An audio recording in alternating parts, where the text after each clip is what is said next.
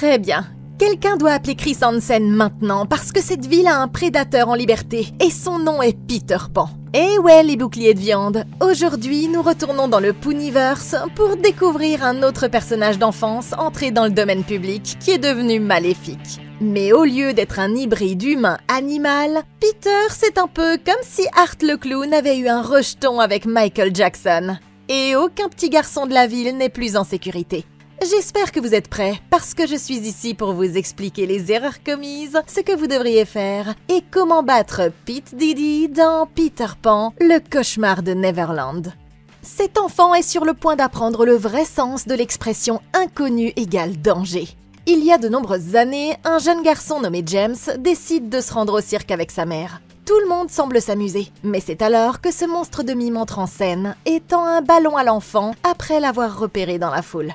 Mais bientôt, ils vont se rendre compte que venir ici était leur plus grosse erreur. De retour à la maison, James fait la sieste quand une trappe dans le plancher s'ouvre lentement. Et il est choqué de voir le même mime émerger de l'obscurité, se présentant comme Peter et l'invitant à venir lui serrer la main. Mais une fois que l'enfant est tombé dans le panneau, il commence tout à coup à refuser de le lâcher. Sa mère entend le vacarme, se précipite dans la pièce et donne un coup de pied au mime en plein visage. Et ils s'enfuient tous les deux pour sauver leur vie. Ils arrivent à la porte de derrière et se rendent compte qu'elle est déjà bloquée. La femme laisse son téléphone portable à James et part à la recherche d'une autre sortie. Elle se glisse dans la cuisine quand tout à coup Peter surgit de sous la table et lui coupe tous les orteils avec une feuille de boucher. La maman tente de se défendre, mais ce n'est pas suffisant. Et le mime finit par prendre le dessus. Il lui ouvre le cuir chevelu et la laisse mourir de ses blessures avant de se tourner pour s'occuper à nouveau du fils de la jeune femme. Ok, je suppose que cet animal en ballon à modeler va avoir un prix. Quelqu'un doit mettre Pete Diddy derrière les barreaux avant qu'il ne frappe à nouveau. Il est censé les emmener au pays imaginaire, mais ça ressemble plus à un voyage au ranch de Neverland, pas vrai?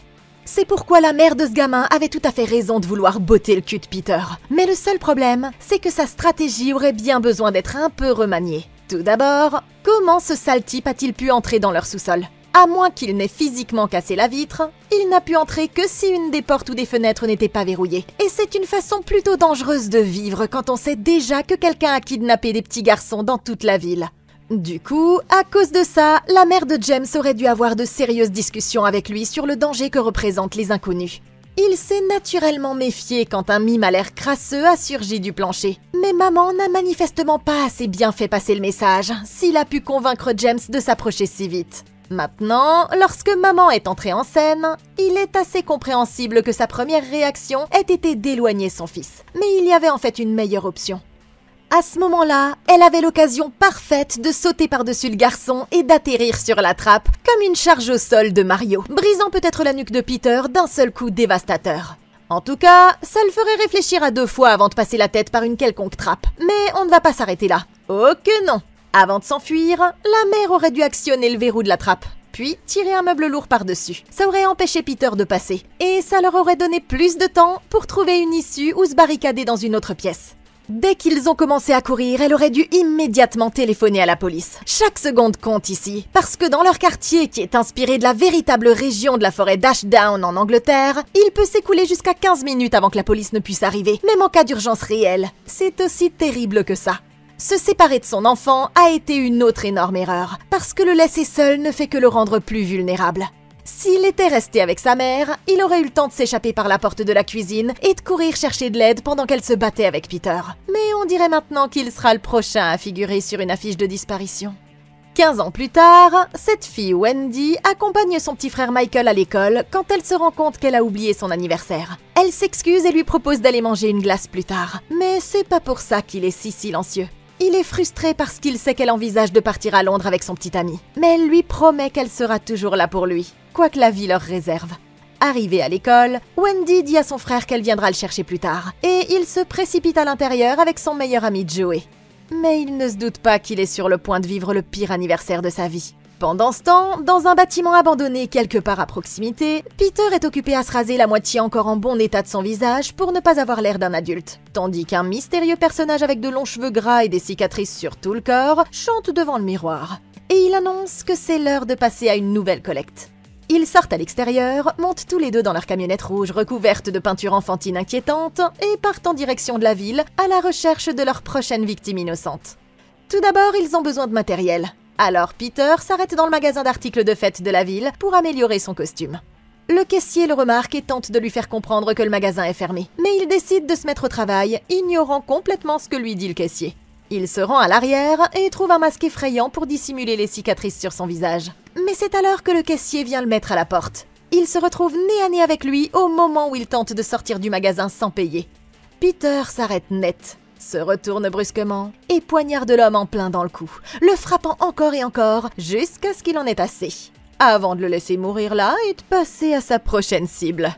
À la fin de la journée, Wendy attend son frère à l'extérieur de l'école quand elle est surprise par son petit ami Ronnie qui a évité ses appels toute la journée. Intriguée, elle lui demande pourquoi il l'a évité. Et il lui répond que c'est parce qu'il hésite à partir vivre à Londres et que maintenant il veut rester ici en ville.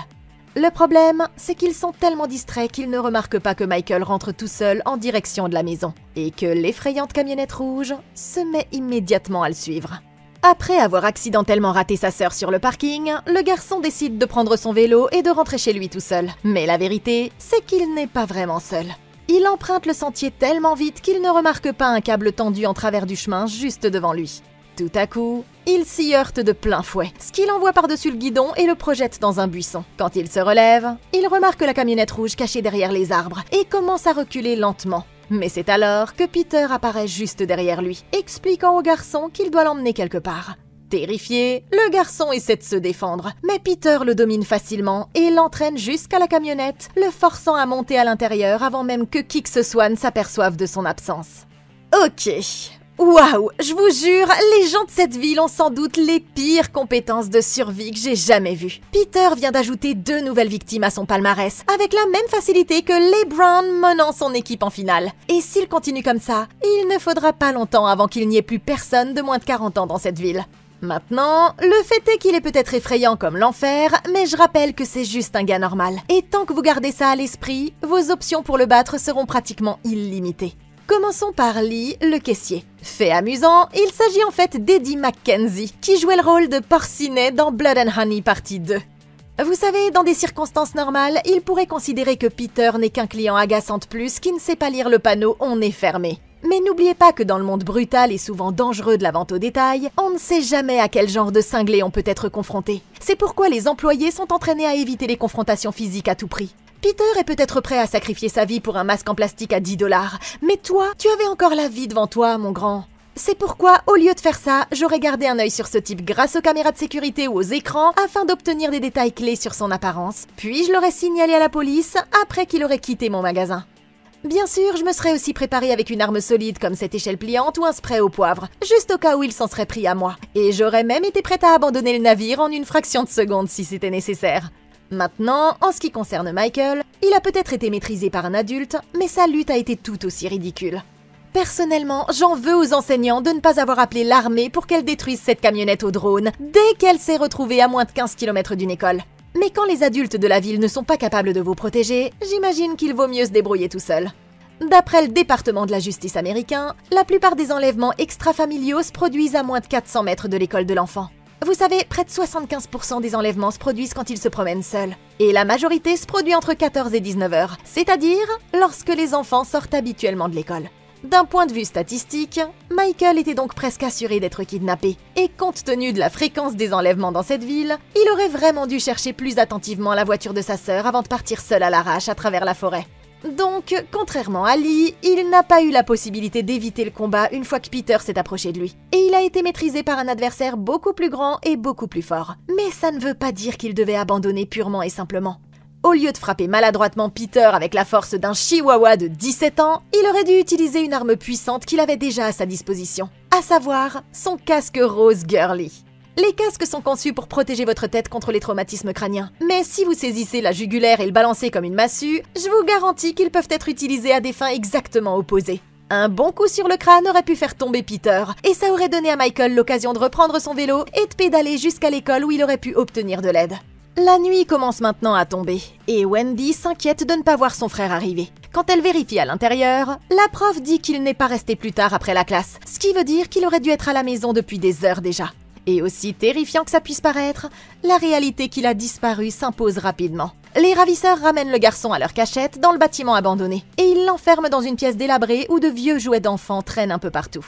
Il vérifie son téléphone et s'aperçoit qu'il n'a pas de réseau. Et il se dépêche de le cacher sous une couverture au moment où quelqu'un ouvre la porte. C'est Peter qui enlève son masque pour montrer les horribles cicatrices qu'il porte. Il explique au garçon qu'à chaque fois qu'il avait peur, il fermait les yeux et pensait à un endroit appelé le pays imaginaire, où les adultes ne pouvaient pas lui faire de mal. Bientôt, il y emmènera Michael, pour qu'ils puissent jouer ensemble pour toujours.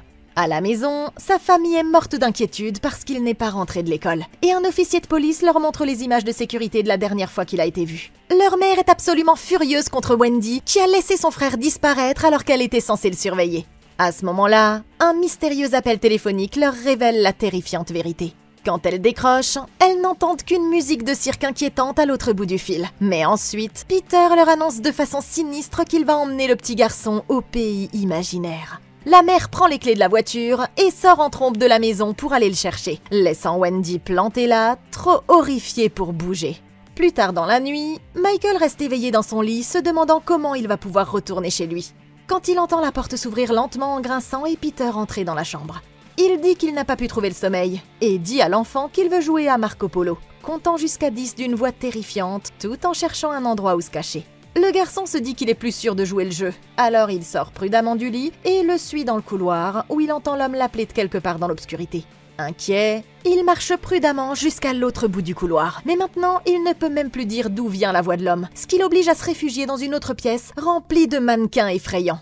Il y a une grande fenêtre de l'autre côté, et voyant là sa chance de s'échapper, le garçon commence à se démener pour l'ouvrir. Mais il renverse accidentellement un pot en verre dans le processus, produisant un bruit fort qui dévoile ses plans. Il retient son souffle, et tout devient silencieux pendant 1 minute, alors qu'il attend de voir ce qui va se passer. Mais tout à coup, Peter surgit de derrière les mannequins et s'élance sur le garçon, le ramenant de force dans la chambre de détention. Lorsque Peter s'assoit sur le sol à côté de lui, il remarque par hasard une photo que son meilleur ami Joey lui a donnée plus tôt dans la journée. Et il lui demande s'il veut que son ami vienne lui aussi au pays imaginaire. Horrifié, il essaie de dire à ce sale type de laisser son copain tranquille. Mais il est déjà trop tard, parce que maintenant qu'il a vu le visage du gamin, Peter est bien décidé à s'en prendre à son tour à ce pauvre Joey. Ok, on dirait que Peter essaie de collecter tous les enfants du voisinage comme si c'était des cartes d'évolution prismatiques. Et le meilleur ami de Michael est probablement le prochain sur la liste. Ça peut paraître une mauvaise chose à première vue, mais pour Michael, c'est en fait une bonne chose, parce que tant qu'il se concentre sur la capture des autres enfants au lieu de le tourmenter lui, ça veut aussi dire qu'il est en sécurité, du moins pour l'instant.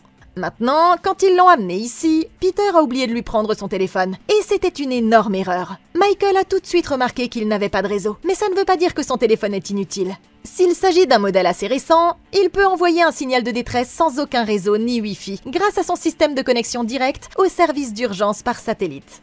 Mais même s'il s'agit d'un modèle plus ancien, il peut toujours essayer d'appeler la police à l'ancienne. Même si son propre opérateur ne couvre pas cette zone, son téléphone pourrait se connecter à n'importe quel réseau disponible pour lui permettre de passer. Sacré neurone ça, hein?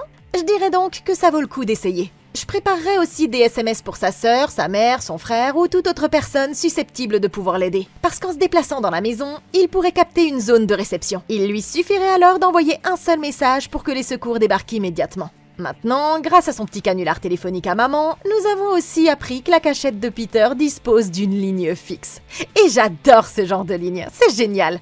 Et c'est une information capitale en ce qui concerne la recherche de Peter. Outre le fait que Michael pourrait utiliser la ligne fixe pour appeler à l'aide pendant leur prochaine partie de Marco Polo, sa famille et la police pourraient facilement utiliser cette nouvelle information pour les mener directement à la cachette de Peter. J'adore les fixes, je l'ai déjà dit? En parlant de lignes fixes, elles doivent obligatoirement être connectées physiquement à un bâtiment ou à un lieu spécifique, ce qui les rend beaucoup plus faciles à tracer que s'il avait utilisé un téléphone portable.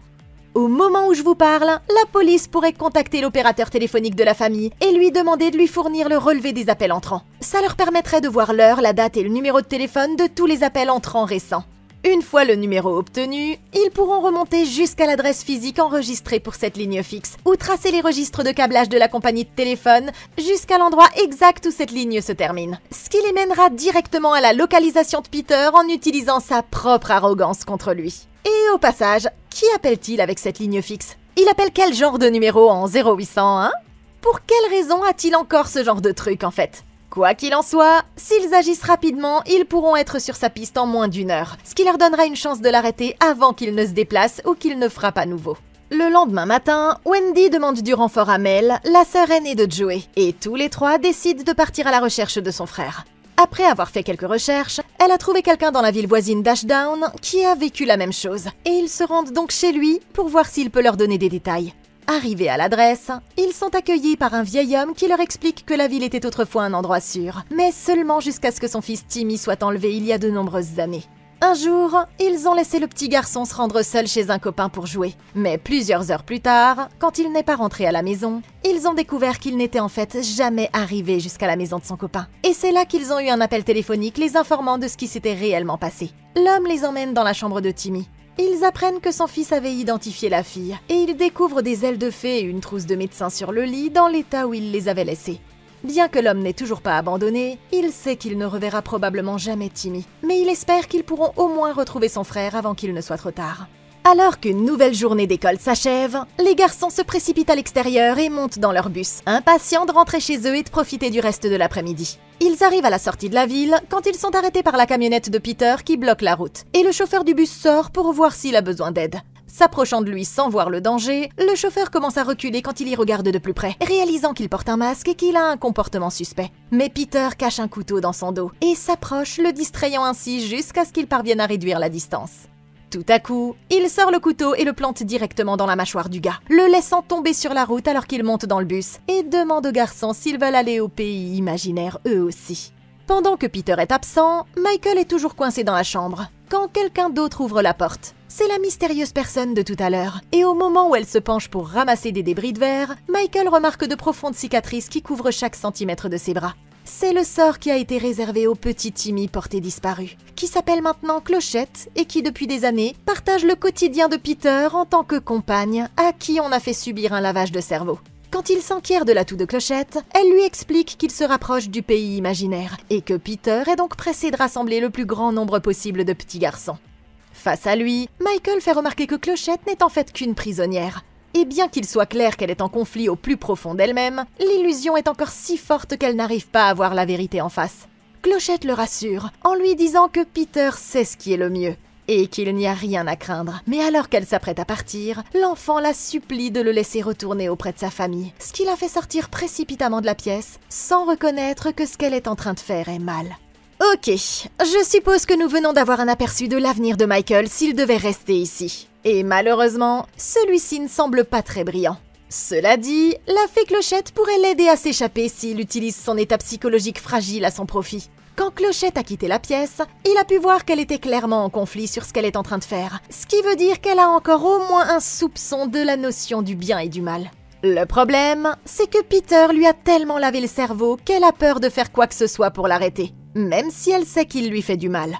D'un point de vue psychologique, ça ressemble à un cas typique de syndrome de Stockholm. Et c'est ce qui arrive quand un otage développe un lien émotionnel fort avec son ravisseur, le poussant ainsi à une certaine adaptation à sa situation, au point qu'il écoute ou défend volontiers la personne qu'il retient prisonnier. Au départ, il s'agit d'un mécanisme de survie, puis au fil des ans, il devient tellement ancré dans la personnalité qu'il est presque impossible de s'en débarrasser. Mais après avoir vu la réaction de Clochette quand Michael lui a fait remarquer qu'elle était elle aussi une des victimes de Peter, il est possible que Michael réussisse à la faire basculer de son côté. La prochaine fois qu'ils auront l'occasion de parler, au lieu de la confronter directement, comme il l'a fait ici, il devrait essayer de commencer à se lier d'amitié avec Clochette en lui offrant un sentiment d'empathie et de reconnaissance. Elle vit essentiellement comme la compagne PNJ de Peter depuis 15 ans. Alors, en lui donnant l'impression d'être considéré et en agissant comme s'il comprenait sa situation, il pourrait atteindre la personne qu'elle était auparavant, non ? Ça permettrait à Michael d'exploiter ses sentiments de doute au point de la faire changer d'avis. Et ça, c'est un coup facile, je pense. Même si c'est pas suffisant pour la retourner contre Peter, tout ce qu'il a à faire, c'est de convaincre Clochette de laisser la porte ouverte pour qu'il puisse s'échapper. Et ensuite, il sera libre de rentrer chez lui. Mais pendant ce temps, à l'extérieur, ils viennent de confirmer que Michael n'était pas la seule cible. Ils savent maintenant que Peter est toujours là dehors à la recherche d'autres petits garçons. Donc ce qu'ils doivent faire, c'est monter une opération d'infiltration à la manière du grand Chris Hansen et essayer de l'attirer dans un piège. Il se trouve que Joey correspond tout à fait au profil recherché, mais ce qu'ils ne savent pas, c'est qu'il est en fait la prochaine cible de Peter, ce qui le rend absolument parfait pour ce travail. Vous voyez, en l'utilisant comme appât, il devrait recréer le contexte dans lequel Michael a été enlevé en demandant à Joey de rentrer seul de l'école demain. Sauf que cette fois, la police surveillera chacun de ses mouvements, et dès que Peter frappera, ils pourront l'arrêter mort ou vif. C'est ce qu'on obtient en regardant des années de séries policières. Puisque l'action se déroule dans l'univers de notre ami l'ourson dans Blood and Honey, il pourrait même essayer de l'attirer dans la forêt des rêves bleus. De cette façon, si la police ne parvient pas à l'attraper, alors Winnie et ses petits copains cannibales s'en chargeront. Une fois de retour dans sa cachette, Peter regarde une peinture démente du pays imaginaire accrochée au mur, et il voit une ombre démoniaque voler au-dessus des montagnes. Promettant à l'esprit maléfique de lui apporter bientôt d'autres victimes, l'ombre lui montre ses pieds, et il s'élève et commence à léviter au-dessus du sol. Mais lorsque Clochette vient le voir, il s'avère que tout ça n'était que dans sa tête. En proie à des sentiments contradictoires, elle lui demande ce qui se passe vraiment quand il emmène les garçons au pays imaginaire. Mais il se met dans une colère noire contre elle pour avoir osé remettre en question son autorité. Il la jette au sol et lui crie de ne plus jamais douter de lui. À ce moment-là, ils entendent un grand bruit provenant de quelque part dans le sous-sol. L'homme enlève sa ceinture et descend immédiatement en trombe. Et il commence à frapper un autre prisonnier qui est enchaîné au mur et qui a un crochet métallique géant à la place de sa main gauche. Quant à Wendy, sa mère est tellement bouleversée qu'elle lui demande de sortir de chez elle, la forçant à passer la nuit chez Mel. Se sentant désolée pour elle, la famille de la jeune fille dit à Wendy de faire comme chez elle. Et son ami lui propose de dormir sur le canapé pour qu'elle puisse passer la nuit dans son lit. Mais ce qu'ils ne réalisent pas, c'est que leur maison est sur le point de devenir la prochaine cible de Peter. Il attend que tout le monde soit endormi et se faufile le long de la maison en essayant les fenêtres une à une, jusqu'à ce qu'il en trouve une dans le salon que la famille n'a pas verrouillée. Alors qu'il se glisse à l'intérieur, Mel ouvre les yeux et elle voit l'homme qui se tient déjà au-dessus d'elle et il lui fait signe de se taire en lui plantant son couteau dans le ventre, avant même qu'elle n'ait eu le temps de réagir. À l'étage, Wendy est occupée à chercher de quoi recharger son téléphone lorsqu'elle entend les bruits indéniables d'une violence brutale provenant de quelque part dans la maison. Réalisant que ses pires craintes sont en train de se réaliser, elle doit prendre son courage à deux mains pour jeter un coup d'œil dans l'embrasure de la porte. Et quand elle le fait, elle est horrifiée de voir le père de son ami ramper vers elle, du sang jaillissant de son cou. Soudain, Peter sort en courant de la chambre et commence à poignarder l'homme dans le dos. Mais il semble qu'il ne l'ait pas encore remarqué. Alors, Wendy cache ses affaires et sort par la fenêtre ouverte. Il entre dans la chambre une seconde plus tard, le couteau ensanglanté à la main. Mais elle a déjà atteint la chambre des parents, et elle trouve la mère de la jeune fille encore vivante, les mains attachées dans le dos par du ruban adhésif. Elle essaie de l'aider, mais n'y parvient pas avant que Peter ne les entende et ne revienne en trompe dans le couloir, la forçant à se mettre à l'abri de l'autre côté du lit.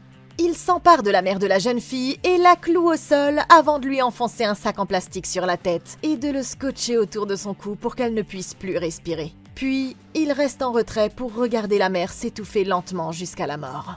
Il lui lance un dernier regard de dégoût et part ensuite à la recherche de son fils. Quant à Wendy, elle trouve une prise où elle peut enfin recharger son téléphone. Mais voyant Peter forcer le garçon à monter dans sa camionnette, elle se voit obligée de le débrancher à nouveau avant d'avoir fini de le recharger. Et elle court pour lui sauver la vie. Quand elle se précipite en bas, elle a le cœur brisé de découvrir que son ami n'a pas survécu. Mais il n'y a pas de temps à perdre. Elle attrape les clés de la voiture familiale, saute dans le véhicule au moment où Peter sort de l'allée et les poursuit jusqu'à son repère diabolique. Ok, je pensais déjà que ces dernières victimes étaient nulles. Mais Peter vient de se débarrasser de toute cette famille sans même avoir à transpirer. Putain, on est tombé où là, les gars?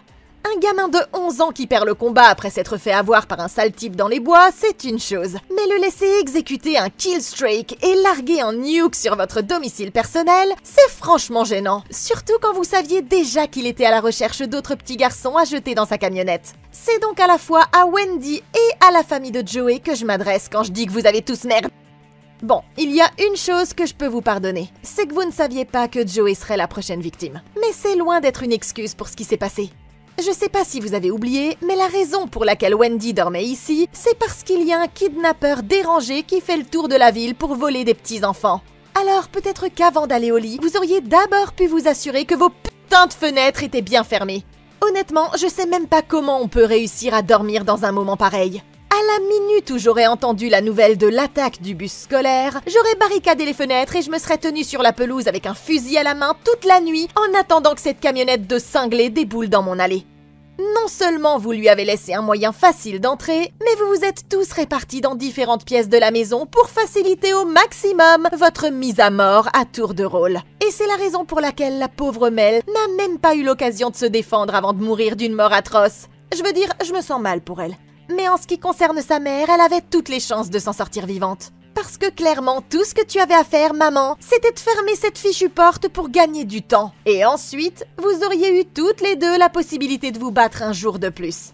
Au lieu de ça, vous avez laissé la porte grande ouverte alors que Peter fonçait sur vous avec un couteau de cuisine. Et maintenant, si toutefois Wendy réussit à sauver les gamins, on dirait bien que Joey ira directement dans une famille d'accueil au lieu du pays imaginaire. Alors je déteste dire ça, mais vous avez tous merdé. Wendy les suit jusqu'au bâtiment abandonné et observe Peter de loin en train de prendre le garçon et de le porter à l'intérieur. Elle attend que la voie soit libre avant de les suivre à l'intérieur par une fenêtre ouverte. Elle se réfugie rapidement dans une des chambres, mais elle entend quelqu'un arriver dans le couloir et trouve un endroit où se cacher juste au moment où Peter entre et commence à enlever son costume. Ce qu'elle voit ensuite est quelque chose dont aucun être humain ne devrait jamais être témoin. Mais on peut dire sans risque de se tromper qu'il manque à Peter beaucoup plus que sa santé mentale. Et elle n'a d'autre choix que de rester cachée jusqu'à ce qu'il quitte enfin la pièce.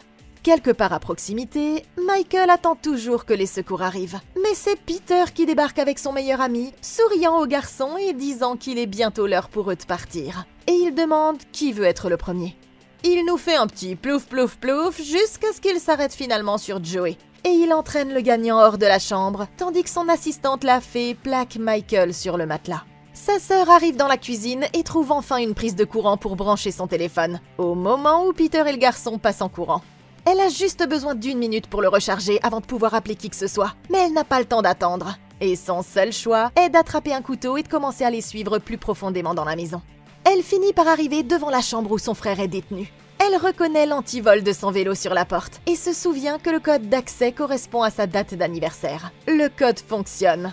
Mais alors qu'elle s'apprête à ouvrir la porte, elle est tout à coup prise en embuscade par Clochette, qui exige de savoir ce que la jeune fille fait ici. Elle recule et lui dit qu'elle est venue chercher son frère, et elle la supplie de la laisser prendre le garçon et rentrer chez elle avec lui. Mais à ce moment-là, elles entendent Peter arriver dans le couloir, et Clochette lui dit de se cacher, au lieu de la dénoncer. À l'intérieur, elle trouve son frère prêt à assommer la prochaine personne qui passera la porte, et elle se précipite sur lui par pur soulagement de le trouver encore en vie. Elle le prend dans ses bras et lui promet qu'ils vont sortir de là. Mais ils vont devoir passer sur Peter s'ils veulent s'échapper. Ok, maintenant on arrive enfin à quelque chose. La première étape de l'opération Sauver Michael est officiellement terminée. Mais ils n'ont toujours aucune idée de l'endroit où il a emmené Joey, ce qui rend la sortie d'ici un tout petit peu plus difficile. Maintenant, s'ils se concentrent uniquement sur leur propre survie, la chose la plus sûre à faire pour l'instant serait de s'éclipser pendant que Peter est entièrement distrait ailleurs. Ensuite, ils devraient aller chercher le téléphone de Wendy qui est probablement chargé maintenant et appeler les secours depuis un endroit sûr. Mais bien entendu, on ne peut pas savoir ce qui pourrait arriver à leur ami d'ici à ce que la police arrive. Cela étant dit, je suis sûre qu'ils voudront au moins essayer de le sauver. Mais pour ça, ils auront besoin d'un plan solide.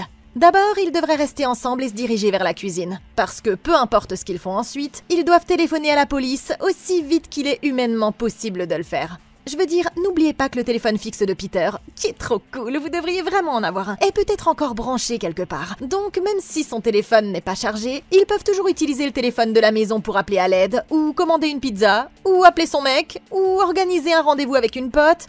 Je vous le dis, les téléphones fixes, c'est juste trop cool. Mais c'est là que le plan se complique. Parce qu'emmener Michael pour rechercher son copain, c'est un peu trop dangereux. Ce qui veut dire qu'ils vont devoir se séparer. Au lieu d'accompagner sa sœur, Michael devrait rester dans la cuisine près du téléphone en utilisant le cadenas du vélo ou un meuble lourd pour se barricader à l'intérieur. Parce que même dans le pire des scénarios, il vaut mieux qu'il se sauve lui et obtienne de l'aide que si tous les trois finissent par être capturés.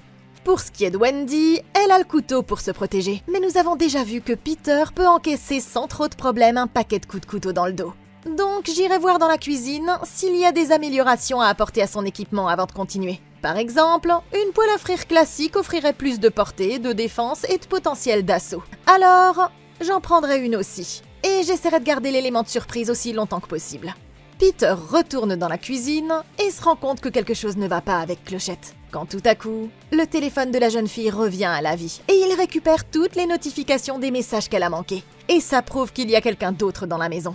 Furieux de voir que Clochette a agi derrière son dos, il retourne en vitesse dans la pièce où ils retiennent Michael, et il remarque que la porte est déjà déverrouillée. Mais quand il entre à l'intérieur, la fille est introuvable. Tout à coup, elle surgit de sa cachette et le pousse avec un ours en peluche géant, ce qui leur permet de s'échapper et de piéger Peter à l'intérieur de la chambre avec le cadenas du vélo.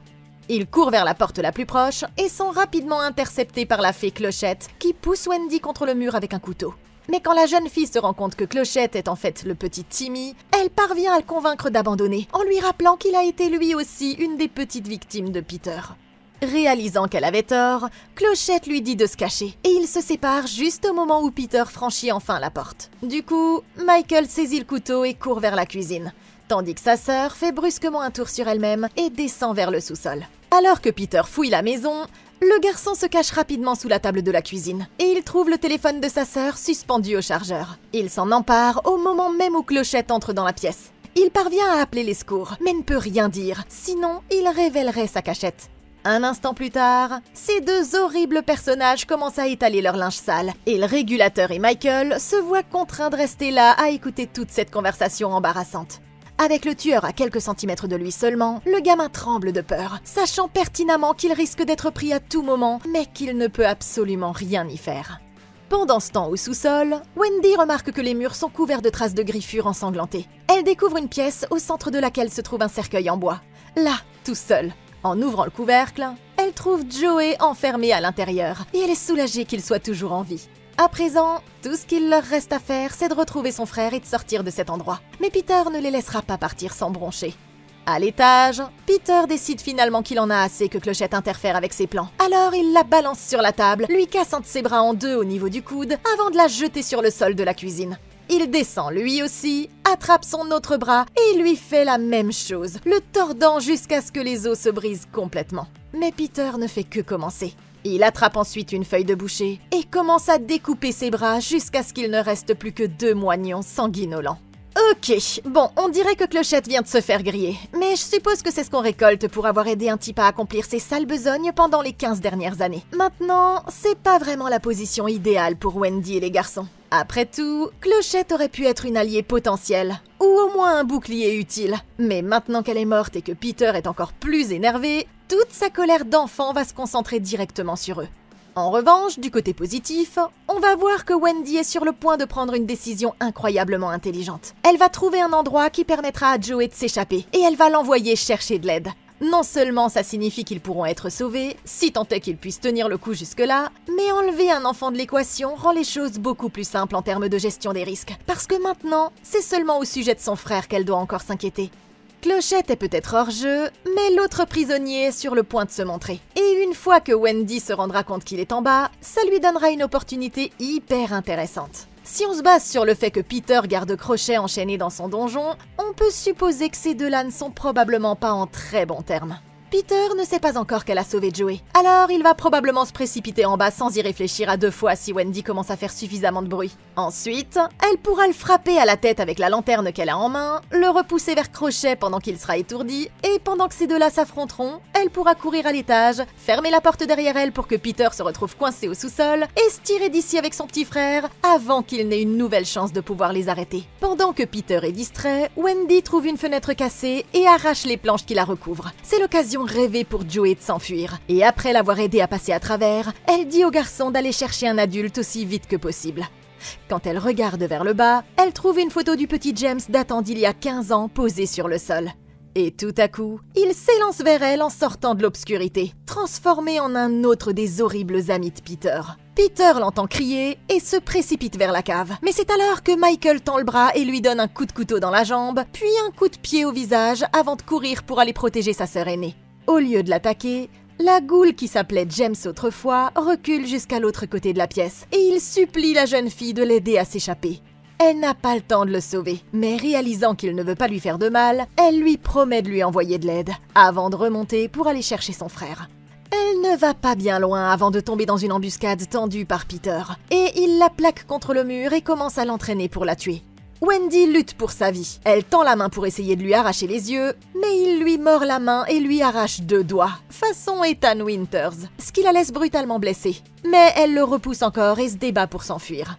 La bataille s'étend à la cuisine, où Wendy commence à le frapper avec tout ce qu'elle peut trouver. Mais Peter fait appel à ses talents de combattant au corps à corps et finit par la maîtriser, l'envoyant dans un coin tandis qu'il retourne son attention sur Clochette. Apparemment, la femme est toujours en vie, mais elle ne peut rien faire quand Peter met son pied sur sa tête, et il lui écrase la boîte crânienne, la tuant finalement une bonne fois pour toutes. Mais au moment où Peter s'apprête à attaquer Wendy, la jeune fille s'empare rapidement d'une seringue remplie de poussière de fée. Et elle la lui plante dans le côté du cou, l'assommant suffisamment longtemps pour qu'elle puisse s'enfuir. Elle court vers la salle des mannequins et marche accidentellement sur un morceau de verre brisé qu'elle est obligée de retirer douloureusement de son pied avant de pouvoir continuer. En fait, elle ne tarde pas à entendre Peter qui est sur le point de défoncer la porte, mais elle remarque un tunnel en carton encastré dans le mur. Alors elle lui fait croire qu'elle y est entrée pour pouvoir lui tendre une embuscade. Dès qu'il se penche pour regarder de plus près, elle le frappe avec un objet lourd et court chercher son frère. Le gamin la voit passer en courant depuis sa cachette dans une autre pièce. Mais c'est Peter qui le trouve en premier, le plaquant au sol et lui disant qu'il est temps pour lui d'aller au pays imaginaire. Michael fait de son mieux pour se défendre, mais quand tout semble fini, sa sœur arrive en courant par derrière et commence à étrangler Peter avec une batte de baseball, lui sauvant ainsi la vie de justesse. Il reprend rapidement le dessus sur elle, projetant Wendy dans la pièce voisine et brisant un cadre en verre sur sa tête. Mais elle parvient à s'enfuir en lui donnant un coup de pied dans les couilles et en faisant tomber une bibliothèque sur lui. Elle revient vers la cuisine en titubant et retire un énorme éclat de verre de son cou. Mais du sang commence immédiatement à gicler de la plaie. Et voilà que Peter revient pour finir le travail, avant même qu'elle n'ait pu reprendre son souffle. Elle lutte pour sauver sa vie et saisit un tuyau en métal pour le frapper à la tête. Et du coup, il essaie de la déstabiliser en jouant les enfants effrayés. Mais Wendy voit clair dans son jeu et elle continue à le frapper pour le faire plier. Malheureusement, même ça ne suffit pas. Parce qu'ils finissent par se livrer à un véritable bras de fer. Wendy lui enfonçant ses pouces dans les 2 yeux, tandis que Peter enfonce le sien dans la plaie ouverte de son cou. Et voilà que tout à coup, Michael entre dans la pièce et l'assomme avec un coup près, lui tailla dans le visage encore et encore dans un accès de rage aveugle. Wendy finit par le tirer en arrière, laissant Peter sauvagement blessé, mais toujours en vie. Quand tout à coup, la goule au crochet du sous-sol apparaît dans l'embrasure de la porte, transperçant l'épaule de Peter avec son crochet et l'entraînant dans les profondeurs de la maison, juste au moment où on entend la police arriver à l'extérieur. Après un rapide passage à l'hôpital, ils peuvent enfin fêter l'anniversaire de Michael exactement comme il l'a toujours voulu. Mais quand Wendy va répondre à un appel téléphonique, elle entend la même musique de cirque effrayante à l'autre bout du fil. Et son cœur se serre tout à coup lorsqu'elle réalise que Peter est toujours bien vivant en fin de compte. Peter Pan, le cauchemar de Neverland. Le titre était plutôt accrocheur. Honnêtement, c'était quoi cette dinguerie? Qui a fait ce film? Un grand bravo à vous tous, parce que vous l'avez super bien fait. Et j'ai vraiment aimé cette nouveauté dans l'univers du Puniverse. Vous méritez un Oscar pour ça. Mais il y a tellement de résultats différents qui auraient pu se produire dans ce film. Alors dites-moi dans les commentaires ci-dessous si vous pensez que vous auriez fait quelque chose différemment. Merci beaucoup d'avoir regardé. Laissez un like, abonnez-vous et consultez la playlist de Comment battre pour d'autres vidéos comme celle-ci. Je suis là pour vous. Nous, on se retrouve dans la prochaine vidéo. Et d'ici là, passez une excellente journée!